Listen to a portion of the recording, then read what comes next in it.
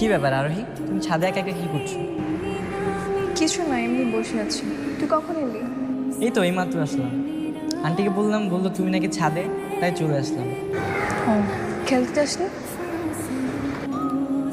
এটা কি হচ্ছে আরোহী? আমি তোমাকে তুমি তুমি করে বলছি আর তুমি আমাকে তুই করে বলছো। আচ্ছা ঠিক আছে, এরপর থেকে তুমি করে বলবো। তো খেলতে যাওনি কেন? আরে খেলতে গিয়েছিলাম, আমার কিছু নর্মাল ফ্রেন্ডের সাথে খেলা পড়েছিল তো, তাই হেরে গেছি। চিপস কার জন্য? আরে ও, এটা তো ভুলে গেছি, তোমার জন্য বলছি। নাও খাও।